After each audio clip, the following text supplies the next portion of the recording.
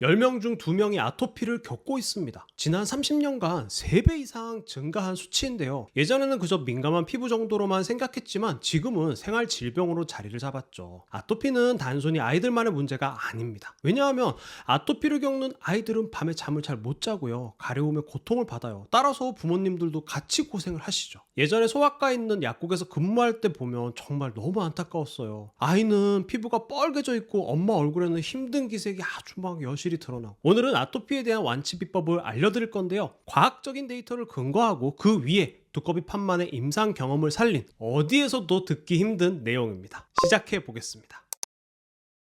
간단하게 아토피에 대해 알아보겠습니다. 아토피의 원인은 유전적인 요인과 환경적인 요인이 복합적으로 작용을 해서 발생합니다. 특히 유전적 요인은 부모가 알레르기성 체질일 경우 자녀에게 아토피가 나타날 확률이 높아지죠. 이외에도 음식 알레르기나 진먼지 진드기, 공기오염 등이 원인이 될 수 있고요. 유전적인 원인이야 사실 어쩔 수 없는 부분이고 우리는 환경적인 요인에 최대한 신경을 써야 합니다. 하지만 이 부분도 사실상 어렵죠. 왜냐하면 공기 좋고 물 좋은 곳으로 온 가족이 떠날 수 없기 때문입니다. 따라서 우리는 영양 성분의 도움을 반드시 받아야 하는데요. 이건 뒤에서 더 자세하게 말씀드리겠습니다. 아토피의 대표적인 증상으로는 피부의 가려움, 붉은 발진, 피부 건조, 그리고 각질 탈락이 있습니다. 아토피가 심해지면 염증과 진물까지 동반할 수 있고요.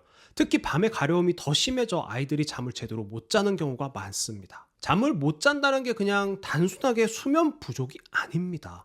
면역이 떨어지고요. 키 성장 안 돼요. 잘 먹고 잘 자고 잘 싸야 하는 건강 3요소는 무슨 일이 있어도 지켜져야 합니다.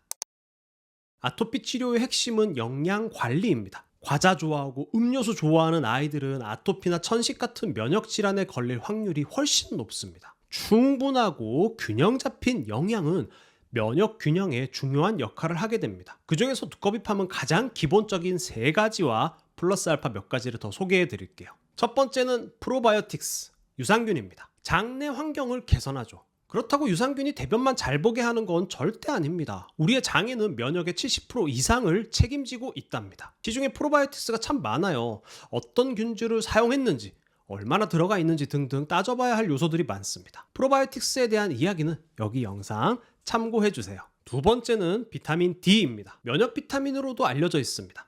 비타민 D가 아토피에 긍정적인 영향을 준다는 연구가 정말 많은데요.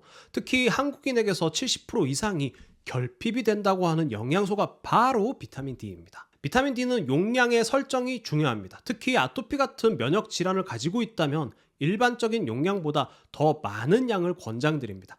제가 표를 보여드릴게요. 돌전의 아이들은 액상 비타민 D로 섭취하는 게 좋겠고요. 그 이후로는 씹어먹는 추어블 형태가 좋습니다. 세 번째는 오메가3입니다. 염증을 억제하는 항염증 작용이 있죠. 또한 피부 장벽을 강화해주는 역할을 하고요. 아이들에게는 히스타민과 같은 염증성 물질을 줄이는 데 도움이 된다는 연구 결과도 있습니다. 오메가3의 DHA가 두뇌 발달에도 좋다고 하니 아이들에게 특히 아토피가 있다면 꼭 챙겨주세요. 오메가3의 제품 선택은 정말 중요한데요. 산패 관리가 잘 된 오메가3를 고르셔야 합니다.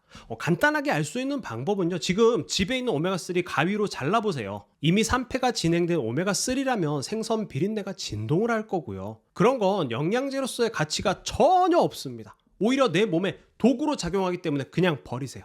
지금까지 말씀드린 3가지 오메가3, 비타민 D, 유산균, ODU죠. 이건 면역의 관점에서 말씀을 드린 거고요. 또 하나 중요한 성분이 있는데요. 자, 이건 보습의 관점에서 중요합니다. 아토피가 있다면 보습 크림에 대해 굉장히 신경을 쓰는데요. 네, 당연히 중요합니다. 그런데 우리가 먹어서 보습해주는 보습 영양제가 있다는 거 알고 있으세요? 여기 피부 가려움증 영상에 자세한 설명이 있으니까 피부가 건조해서 아토피가 더 심해진다면 반드시 시청을 해주시고요. 제가 요약을 해서 말씀드릴게요. 피부에 뼈대를 세워주는 콜라겐과 히알루론산, 아세틸글루코사민, 피부 장벽을 보충하는 세라마이드 같은 성분들이 먹어서 보습을 해주는 영양소들입니다. 이러한 영양제들도 꼭 고려를 해주세요. 영양소를 충분히 보충함과 동시에 생활 습관도 매우 중요한데요. 아이들은 매일 미지근한 물로 짧은 샤워를 시켜주세요. 미지근한 물입니다. 너무 뜨거우면 오히려 아토피에 안 좋습니다. 그리고 탕 목욕은 피하는 것이 좋습니다. 샤워 후에는 보습이 정말 중요합니다. 피부가 건조하면 아토피 증상이 더욱 악화되기 때문입니다. 샤워 직후 보습제를 충분히 발라주는 것 기억해주세요. 여름에는 로션 타입으로 산뜻한 마무리감이 좋고요. 겨울에는 좀 약간 꾸덕하지만 보습에도 효과적인 크림 타입을 사용해주세요. 아이의 피부 상태에 따라 중간중간 다시 발라주는 것도 잊지 마시고요. 병원에서 주는 대부분의 아토피 연고는 스테로이드입니다. 약국에 와서 꼭 물어보시는데요. 이거 스테로이드 나쁜 거 아니냐고. 꼭 써야 하냐고. 그러면 저는 아주 단호하게 이야기를 드립니다. 꼭 써야 한다고. 그래야 아이도 엄마도 고생을 덜 하는 거라고. 왜냐하면 스테로이드는 적절하게만 사용한다면 아토피의 증상을 빠르게 완화시켜주기 때문입니다. 빠른 길이 있는데 굳이 돌아가지 마세요. 아이를 고생시키지 말아주세요. 물론 올바른 사용법대로 써야 한다는 대전제가 있어야 하죠. 너무 장기간 쓴다든지 너무 많은 약을 쓰면 오히려 증상이 악화될 수 있습니다. 반드시 의사와 약사의 지시대로 사용을 해주세요.